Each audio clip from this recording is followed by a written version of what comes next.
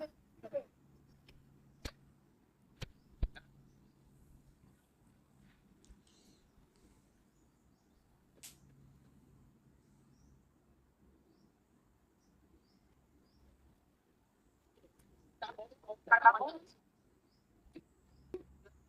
Friends एबे जो आप भिजुआल देखुले सेटा वर्तमान जो ओडिशा रे बन्या आसी तार गोटे दृश्य देखंतु ये बन्या लगी बहुत चाषी मानकर फसल नष्ट हो जाइए। तो आज आपको जनइबी जदि आपण फसल बीमा योजना जो रेजिस्ट्रेशन करते ताहले किभଳି निजर क्लेम करें आदि केवे करना रेजिस्ट्रेशन तार प्रोसेस कौन हो केमी आप रेजिस्ट्रेशन करेंगे सेटा आपको सर्ट रे जनइबी। देखो फसल बीमा योजनाटा जोटा से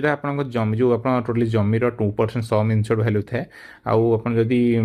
प्राइवेट कंपनी अच्छी 5% रहा डायरेक्ट बेनिफिट द्वारा आप अकाउंट पैसा आसपार आपटा ऑनलाइन और ऑफलाइन आवेदन करेंगे। देखो ये आधार कार्ड आपंकर दरकार पड़ो जमी पट्टा दरकार पड़ो जदि आपंकर भाग चाषी ताहले आप एग्रीमेंट दरकार पड़ो। देखो यहाँ दुईटा सीजन आवेदन कर गोटे 31 जुलाई लास्ट डेट थाए आउ 31 डिसेम्बर थे लास्ट डेट। तो जदि आप आवेदन करते ताहले आप बर्तमान जो अच्छी आम टोल फ्री नंबर अच्छी 1447 रे कॉल करी 72 आवर्स भीतर निजर कंप्लेन रजिस्ट्रेशन कर दिंतु जहाँद्वारा से क्लेम रजिस्ट्रेशन करते ना आप चाहिए जो आम pmfby.gov.in जो वेबसाइट अच्छी सेठी बदे आप ऑनलाइन निजर क्लेम रजिस्ट्रेशन करेंगे। देखो से आप रजिस्ट्रेशन कलापर जो आप इंश्योरेंस जो कंपानी नहीं सर्भेयर जन आसो आप जमी चेक करने जमी चेक कलापर आप सांगे जमी चेक करातु केते कौन लॉस होटा एस्टिमेट से माने बनइबे बनला आप क्लेम कैलकुलेशन हम केते क्लेम मिल